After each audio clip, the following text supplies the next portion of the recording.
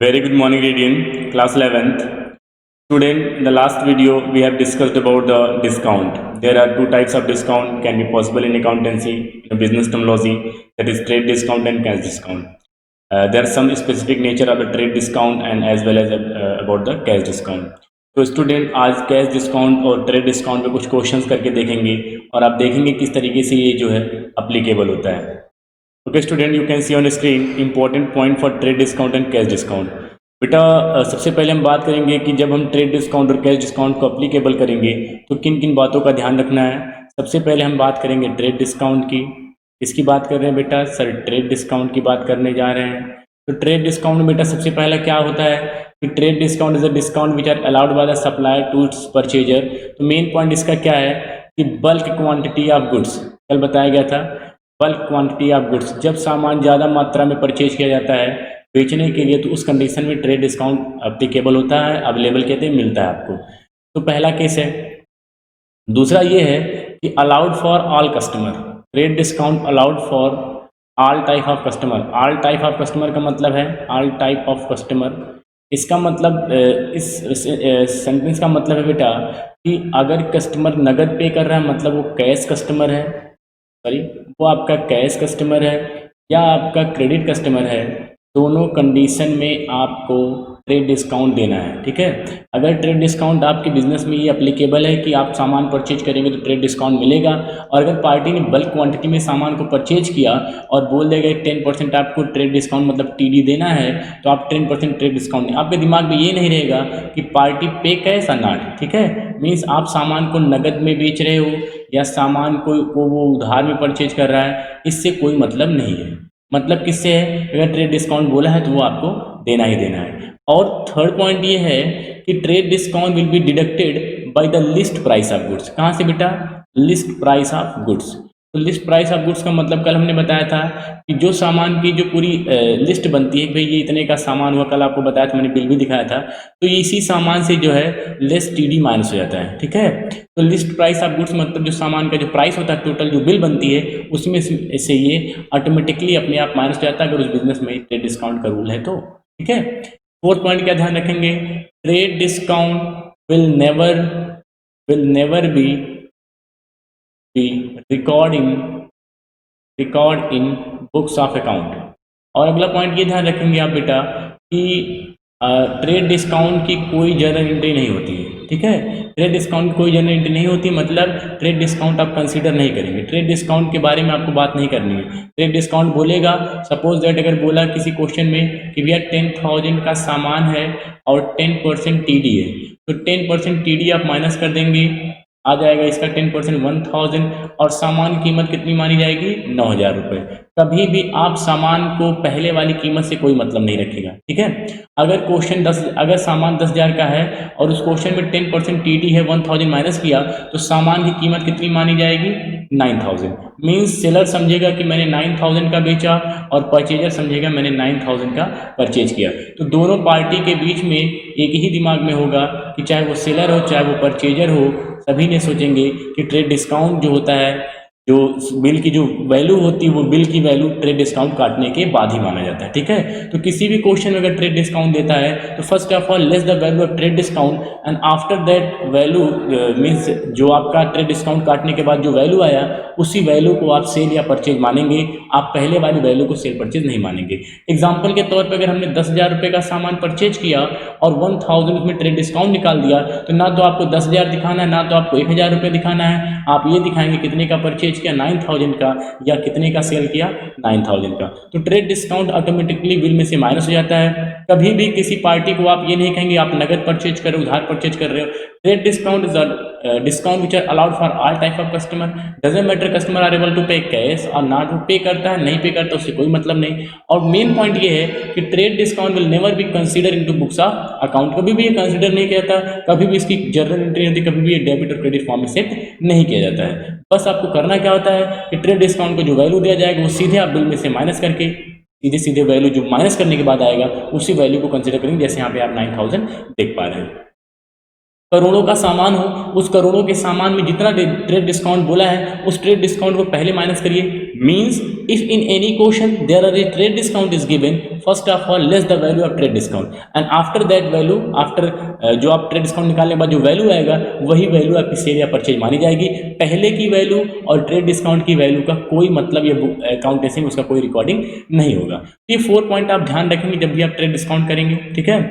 लेकिन अगर हम बात करें सेकेंड जिसकी आप बात कर रहे हैं कैश डिस्काउंट, तो बेटा कैश डिस्काउंट के केस में ये मेन पॉइंट क्या है कि it is allowed when customer और परचेजर कह सकते हैं when customer pay in cash, जब कस्टमर कैश में पे करेगा तभी अलाउड होगा, ठीक है। Cash discount is a discount which are allowed by the seller to its customer when customer are ready to pay cash, ठीक है, और विद इन अ पीरियड अगर हुआ तभी वो कैश डिस्काउंट जो है अवेलेबल माना जाएगा। सेकेंड, कैश डिस्काउंट जो होता है सीडी जो होता है, it always record into books of account. CD is always record into books of account. ये हमेशा बुक्स ऑफ अकाउंट में रिकॉर्ड किया जाएगा, ठीक है। ट्रेड डिस्काउंट कभी नहीं रिकॉर्ड किया जाएगा और ये हमेशा रिकॉर्ड किया जाएगा। इसलिए बेटा ट्रेड डिस्काउंट जो कैश डिस्काउंट जो होगा, कैश डिस्काउंट हमेशा ट्रेड डिस्काउंट निकालने के बाद ही लगेगा, आफ्टर ट्रेड डिस्काउंट। ये भी पॉइंट आप ध्यान रखेंगे। अगर किसी क्वेश्चन में ट्रेड डिस्काउंट और कैश डिस्काउंट दोनों दिया हुआ है तो सबसे पहले आप टीडी माइनस करेंगे, इसके बाद अगर पेमेंट करेगा तो आप कैश डिस्काउंट माइनस करेंगे, ठीक है। कैश डिस्काउंट दो तरीके का होता है, यहाँ पे डिस्काउंट अलाउड के नाम से एक बार जाना जाएगा ये, और एक बार जाना जाएगा डिस्काउंट रिसीव के नाम से, ठीक है। डिस्काउंट अलाउड और ये डिस्काउंट रिसीव्ड, कब ये डिस्काउंट अलाउड माना जाएगा, कब ये डिस्काउंट रिसीव्ड माना जाएगा। इसके लिए मेरा बेटा जब डिस्काउंट अलाउड की बात आएगी मतलब आपने डिस्काउंट दिया। अच्छा ये बताओ आप डिस्काउंट कब दे सकते हो। अगर मैं बात करूं कैश डिस्काउंट की तो आपके दिमाग में आया कि सर जो कैश डिस्काउंट होगा ये दो फॉर्म में चलेगा। एक तो आपका चलेगा डिस्काउंट अलाउड का मतलब है कि आप सीधे कह सकते हैं कि डिस्काउंट देना, ठीक। और दूसरा है डिस्काउंट रिसीव्ड, इसका मतलब हो जाएगा डिस्काउंट लेना, ठीक है। अब ये बताइए जब आप जाएंगे परचेज करने, जब आप परचेज करेंगे तो परचेज करने की कंडीशन में, जब आप परचेज करेंगे तो परचेज करने के लिए क्या करेंगे, पे करेंगे, ठीक है। तो जब आप पेमेंट करेंगे तो पेमेंट करते समय आपको डिस्काउंट मिलेगा, ठीक है। When you are going to pay then you will receive cash discount, ठीक है। करते समय आपको डिस्काउंट रिसीव होगा, ठीक है। पेमेंट करते समय अगर आप पेमेंट कर रहे हैं किसी चीज़ को परचेज करते समय, उस समय आपको डिस्काउंट रिसीव होगा। और अगर डिस्काउंट अलाउड की बात आएगी तो जब आप सेल्स करेंगे और सेल्स करने के बाद जब आप पेमेंट रिसीव करेंगे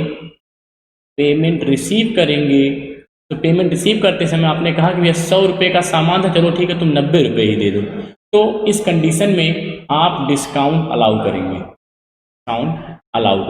तो मेरी बात एक दिमाग में रखिएगा बेटा कि जब भी हम डिस्काउंट रिसीव करने की बात आएगी मतलब जब हम पेमेंट करेंगे तो उसमें से कुछ पैसा हमारा बच जाएगा।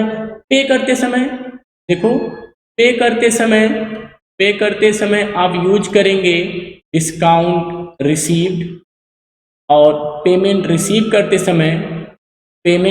करते समय यूज करेंगे डिस्काउंट अलाउड। ये दोनों याद रखेंगे। डिस्काउंट रिसीव्ड हमेशा क्रेडिट में जाएगा और डिस्काउंट अलाउड हमेशा डेबिट में जाएगा, ठीक है। डिस्काउंट रिसीव्ड हमेशा क्रेडिट में जाएगा, डिस्काउंट अलाउड हमारा जो हमेशा डेबिट में जाएगा। चलिए स्टूडेंट कुछ क्वेश्चंस करके देखते हैं। सबसे पहला क्वेश्चन ये है कि paid cash to Mahesh 9600 and discount received from him 400। अब रमेश को क्या किया, पे किया। अभी हमने बताया कि जब भी पे करेंगे उस कंडीशन में डिस्काउंट रिसीव होगा, जब भी हम पे करेंगे उस कंडीशन में डिस्काउंट रिसीव होगा, और जब भी डिस्काउंट रिसीव होगा तो ये हमेशा क्रेडिट होगा। ये बात मेरी जो मैं बोल रहा हूँ बेटा को ध्यान से सुनते जाओ, ये तो काफ़ी कन्फ्यूजन होने वाली आगे चल करके। तो फिर से सुनिए, जब भी आप पे करेंगे, पे करते समय डिस्काउंट रिसीव होगा और ये हमेशा क्या होगा, क्रेडिट होगा। और जब भी आप पेमेंट रिसीव करेंगे इस कंडीशन में डिस्काउंट अलाउ होगा और ये हमेशा डेबिट होगा। तो चूंकि आप पेमेंट करने जा रहे हैं तो जब आप पेमेंट करेंगे किसको पेमेंट करेंगे, महेश को, ठीक है। अब ध्यान से सुनिए, आपने पेमेंट किया महेश को, सॉरी महेश को आपने कितना दिया 9600 और 400 रुपये आपका बच गया। अच्छा बेटा ये बताओ, अगर आपने महेश को नगद 9600 रुपये दिया और आपका 400 रुपये बच गया, इसका मतलब महेश कितने से बाकी था? महेश कुल बाकी था 10,000 से। जब हमने महेश को गिन करके 10,000 रुपये दिया तो महेश ने 400 रुपये हमें वापस कर दिया। Means out of 10,000 we are use only 9,600 in cash and rest of the amount which are not used, that is a 400, that is your discount। चूंकि आप पे करने जा रहे हैं तो आप सीधे पास करेंगे। कौन है रिसीवर आपके पेमेंट का? रिसीवर ऑलवेज डेबिट होता है। महेश अकाउंट डेबिट, महेश को रिसीव करेंगे। टू साइड में भैया हमारा कैश चला गया, बड़ी टेंशन की बात है, 9600 कैश चला गया और इसी के साथ लग जाएगा टू डिस्काउंट रिसीप्ट अकाउंट, कितना 400। और ये माना जाएगा कि महेश को पूरा 10,000 का पेमेंट हो गया। महेश को कितना पे करना था? ये डेबिट का पोर्शन, ये क्रेडिट का पोर्शन। महेश को कितना पे करना था बेटा? सर 10,000 पे करना था। इस 10,000 में हमने 9,600 रुपये उसको नगद दे दिया और 400 रुपये हमने क्या बचा लिया? डिस्काउंट बचा लिया। तो बात समझ में आ गई होगी कि Mahesh account debit to cash account to discount account. Okay बेटा, अब हम बात करेंगे अगले की। ये तो फर्स्ट हो गया आपका। Second, received cash. अब की बार क्या कर रहा है? की बार कैश आ रहा है, received cash from Arun. Arun से आपने 4,900 रुपये जो है वो रिसीव किया और कहा 100 रुपये डिस्काउंट रहेगा, डिस्काउंट अलाउड। हमने अभी आपको बताया कि बेटा जब भी हम पेमेंट रिसीव करते हैं तो डिस्काउंट अलाउ कर। देखो जब भी पेमेंट रिसीव करोगे तो डिस्काउंट अलाउ करोगे और डिस्काउंट अलाउ हमेशा क्या होता है? डेबिट होता है। तो जब आप कैश रिसीव करोगे तो कैश आपके पास आएगा, कितना कैश आएगा? सर कैश हमारे पास आएगा, कैश अकाउंट डेबिट 4,900। यहाँ कैश गया था तो क्रेडिट हुआ, यहाँ कैश आ रहा है तो डेबिट होगा 4,900 रुपये। इसके बाद टू अरुण से अकाउंट। यहाँ भी जब भी बेटा आप अकाउंट लेंगे आप पोस्ट ऑफिस लगा दिया करिए। टू अरुण से अकाउंट कितना? अब अरुण ने आपको दिया 5,000 रुपये। देखो अरुण का कुल कितना बाकी था? 5,000 रुपये। 4,900 उसने दिया और 100 रुपये आप ही ने तो छोड़ दिया। आपने कहा यार 100 रुपये ले जाओ भाई, डिस्काउंट है ये। तो 100 रुपये जो डिस्काउंट है वो आपका डिस्काउंट अकाउंट डेबिट, कितना? 100 रुपये। अब दिमाग में आ रहा है कि सर जो डिस्काउंट रिसीव्ड होता है वो हमारा होता क्या है, वो किस अकाउंट को फॉलो करता है? बेटा डिस्काउंट रिसीव और डिस्काउंट अलाउड ये दोनों होते हैं नॉमिनल अकाउंट। कौन सा account? Nominal account. Nominal account का रूल है कि अगर एक्सपेंसेस है बेटा तो आप उसको डेबिट करिए, एक्सपेंसेस है तो डेबिट करिए और इनकम है तो क्रेडिट करिए। अब आप बताओ डिस्काउंट जब रिसीव करोगे तो ये इनकम है, इसी वजह से डिस्काउंट रिसीव्ड जो हमेशा क्रेडिट होता है। डिस्काउंट जब अलाउ करोगे आप 2, 4, 10 रुपये छोड़ दोगे तो ये आपका एक्सपेंस होता है, इसलिए ये क्या होता है? डेबिट होता है। तो बेटा ये डेबिट का पोर्शन, ये क्रेडिट का पोर्शन सेम आपने कर लिया। जर्नल एंट्री के लिए being amount received from Arun and discount allowed to him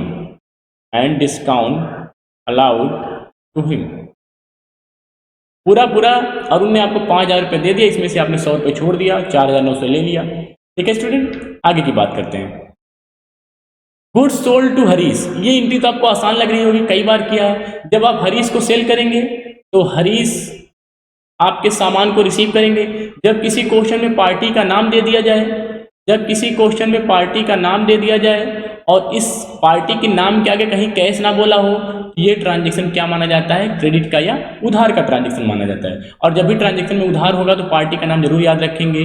Harish आपके सामान को रिसीव करेंगे, Harish account debit, apostrophe yes, Harish account debit, कितना? 30,000। Harish account debit 30,000 to sales. अब ये तो बहुत पुरानी वीडियो में भी बताया गया है बेटा कि सेल्स हमेशा क्रेडिट होता है जब भी आप सेल करते हैं, और परचेज हमेशा डेबिट होता है जब भी आप परचेज करते हैं। Being goods sold to Harish. ठीक, ये आपका थर्ड ट्रांजेक्शन है। अगर यहाँ डेट दिया होता तो आप डेट लिखते हैं। 4, हरीश रिटर्न गुड्स ₹2000। जब भी बेटा हरीश सामान, अच्छा हरीश को सेल किया तो Harish account debit to sale, अगर हरीश को सेल किया तो Harish account debit to sale, और इसने सामान वापस कर दिया, जैसे इसी एंट्री को अपोजिट कर दो, अभी सेल्स को ऊपर कर दो, sales account debit to Harish, sales account debit to Harish account, कितना 2000। लेकिन बेटा थोड़ा ध्यान रखिएगा कि कैसे पता चलेगा सर ये रिटर्न वाला है। इसलिए क्या किया जाता है, रिटर्न को जानने के लिए हम करते क्या है कि सेल्स अकाउंट टू हरीश तो करेंगे, सही है, लेकिन बेटा सेल्स अकाउंट टू हरीश मत करिएगा एकदम से, यहाँ लिख दीजिएगा sales return account, sales return account debit, तो मानेंगे कि इसी ट्रांजेक्शन का अपोजिट। अब यहाँ सेल हुआ तो सेल्स लिखा, अब यहाँ सेल्स रिटर्न हो रहा सेल्स रिटर्न रखेंगे, हमने अपोजिट तो क्या ही किया, being goods return by Harish. ठीक, इसके बाद 5th पॉइंट, अब received cash from Harish 27,500 in full settlement. अब ध्यान से देखो बेटा, हरीश को कितने का सामान सेल किया था सर, 30,000 रुपए का, ये आपने सेल किया था, इसमें से कितने का सामान वापस आ गया सर, 2000 का सामान वापस आ गया। तो आग में दिमाग में था अगर 28,000 रुपए हरीश दे दे तो हम मानेंगे कि फुल पेमेंट हो गया, क्योंकि हरीश ने फुल पेमेंट के लिए सिर्फ कितना दिया आपको 27,500 रुपए, इसका मतलब आपने 500 रुपए डिस्काउंट छोड़ दिया। ठीक है, यहाँ जब फुल सेटलमेंट आएगा, जब भी बेटा फुल सेटलमेंट जैसा वर्ड यूज करे तो आप जान जाएंगे वहां पर डिस्काउंट वर्क करने जा रहा है। ठीक है, तो चलिए आपके पास कितना आया नगद 27,500, चलो ठीक है, हरीश ने दिया तो रिसीव कर लो, खुशी की बात है। Cash account debit 27,500। इसके बाद टू हरीश, अब हरीश ने कहा कि मैंने अपना पूरा पेमेंट कर दिया, हरीश का बाकी कितना था 28,000 रुपए, जो 500 रुपये आपको नहीं मिलेगा उसका नाम हो जाएगा डिस्काउंट अलाउड, और डिस्काउंट अलाउड हमेशा डेबिट होता है। ठीक है, एक बात और याद रखिएगा ताकि जो आप अच्छे से कर ले जाएं, बेटा डिस्काउंट हमेशा कैश के हिसाब चलता है, कैश या बैंक से जब पेमेंट आता है कैश डेबिट तो डिस्काउंट डेबिट, कैश क्रेडिट तो डिस्काउंट क्रेडिट। अब क्रेडिट और डेबिट के लिए अलाउड रिसीव जो भी हो, लेकिन अगर कैश जहाँ है उसी के साथ डिस्काउंट चिपका रहेगा। देखिए बेटा आगे, sold goods to Gopal of the list price 60,000 at 10% TD, 60,000 रुपए का सामान और लेस कर दिया क्या, लेस TD, कितना परसेंट TD बेटा 10%, 60,000 का 10% 6,000, माइनस कर देंगे सामान की कीमत कितनी 54,000। हमने पहले ही बताया कि अगर किसी क्वेश्चन में ट्रेड डिस्काउंट दिया रहेगा तो ट्रेड डिस्काउंट के पहले की वैल्यू का और ट्रेड डिस्काउंट की वैल्यू का कोई मतलब अकाउंटेंसी में नहीं है। सोल्ड गुड्स टू गोपाल देखने में 60,000 रुपए है, लेकिन बिल से ही 6,000 माइनस हो गया होगा, जो बिल हाथ में आया होगा गोपाल के उस पर लिखा होगा कि you have to pay only 54,000। तो sold goods to Gopal, Gopal आपका रिसीवर है, गोपाल अकाउंट डेबिट या Gopal's account debit 54,000 to Gopal's account debit to sales account. अब आपके दिमाग में क्या हम सर क्या हम ट्रेड डिस्काउंट को कहीं यूज ही नहीं करेंगे? नहीं बेटा, आपको ट्रेड डिस्काउंट की कहीं पे कोई बात नहीं करनी है, बस इतना ही दिमाग में रखना, अगर कहीं ट्रेड डिस्काउंट मिले तो पहले दौड़ करके उसको माइनस कर दो। अगर आपने माइनस कर दिया आपकी कहानी हो गई, जो बात की वैल्यू आएगा वही कंसिडर किया जाएगा। ठीक है, being goods sold to Gopal, अब यहाँ पे सिर्फ गोपाल लिखा था तो आप मानेंगे कि सामान जो है किसमें बिका है, उधार में बिका है। 6 ट्रांजेक्शन है ये। ठीक है, डेबिट क्रेडिट आप जान ही रहे हैं। आगे, purchase goods from Ravi of the list price 20,000, कितने का सामान बेचा है बेटा 20,000 का, और कितना डिस्काउंट है 15%। अब ये बताओ 20% का सामान और 15% ट्रेड डिस्काउंट, कितना परसेंट 15%, तो कितना आ जाएगा 3,000 रुपये। अरे आप निकाल लीजिएगा, 20,000 का 15% 3,000 आएगा, और यहाँ जो वैल्यू आएगी वो आ जाएगी आपकी 17,000। तो क्या हम पहले की वैल्यू की बात करेंगे? नहीं सर, क्यों नहीं बात करें, क्योंकि ये TD है। अगर CD होता तो बात करते, लेकिन TD का कोई बात नहीं होगा, इसलिए परचेज हमेशा डेबिट होता है। परचेज की कंडीशन में आपको चीज़ें रटी गई होंगी, परचेज हमेशा डेबिट होता है, सेल्स हमेशा क्रेडिट होता है। Purchase account debit 17,000। कौन गिवर है? गिवर आपके हैं रवि। कैश की बात किया होता तो कैश यूज करते, कैश की बात नहीं किया तो पार्टी का नाम, टू रवीज अकाउंट 17,000। ठीक है, being goods purchase from Ravi. ठीक, इस तरीके से चलो अगला देखिए बेटा, bought goods for cash at the list price 50,000, 20% TD and 5% CD। अब आप बताइए, 50,000 का सामान और सबसे पहले लेस किया, लेस कितना परसेंट, 20% ट्रेड डिस्काउंट। 20% ऑफ 50,000 10,000 कितना आ जाएगा बेटा, 40,000। 40,000 आपको बताया गया कि ट्रेड डिस्काउंट की वैल्यू का कोई मतलब नहीं होता, आप ये मानेंगे सामान कितने में बिका, 40,000 में। 5% सीडी, 5% सीडी तभी अब एप्लीकेबल होगा जब उन्होंने पेमेंट किसमें किया हो, कैश में। तो कैश में पेमेंट किया होगा तभी ये 5% एप्लीकेबल होगा। तो आप निकालेंगे 5% सीडी कैश डिस्काउंट, इसका 5% निकालेंगे बेटा, आ जाएगा आपका 2,000 और जो फाइनल पेमेंट रिसीव करेंगे वो कितना हो जाएगा, 38,000। तो चलिए एंट्री क्या हो जाएगी, चूंकि आपने बॉट किया, बॉट का मतलब होता है परचेज, बॉट का मतलब होता है परचेज, और परचेज करने की कंडीशन में परचेज हमेशा डेबिट होता है, रूल आपको पहले से याद है। करिए, purchase account debit, purchase account debit, कितने का सामान परचेज किया बेटा, आपने 40,000 का सामान परचेज किया। ये दिमाग में रखेंगे कि परचेज और सेल उतना ही लिया जाता है जो ट्रेड डिस्काउंट के बाद आता है। टीडी काटने के बाद जो वैल्यू होती है उसी को कंसीडर किया जाता है, पीछे की वैल्यू का कोई मतलब अकाउंटेंसी में नहीं होता है। 40,000 टू कैश पेमेंट किया आपने, लेकिन इस 40,000 का पेमेंट करने के लिए आपने कितना कैश यूज किया है, ओनली 38,000। कैसे पता चला, सर वहाँ पे 5% क्या था, सीडी था, तो हमारा 2,000 रुपये बच गया।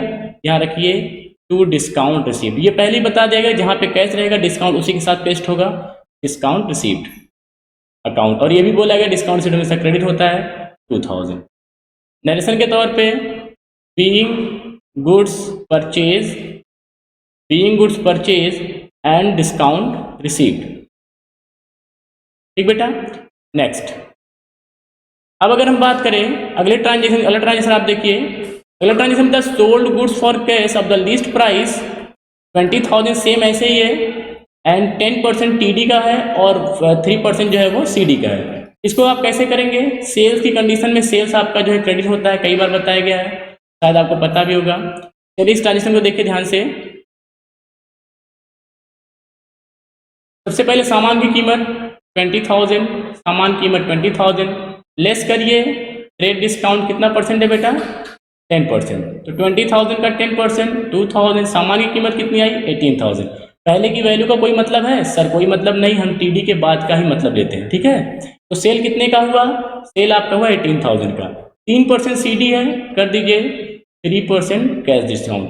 18,000 का 3% कितना आ जाएगा बेटा, 540, माइनस कर दीजिएगा, जो वैल्यू आपकी आ जाएगी वो 17,460 रुपये, ठीक, 17,460। चलिए कैसे पुट करेंगे इस वैल्यू को, चूंकि सेल है तो सेल हमेशा क्रेडिट होता है, पहले सेल को ही लिख दीजिए।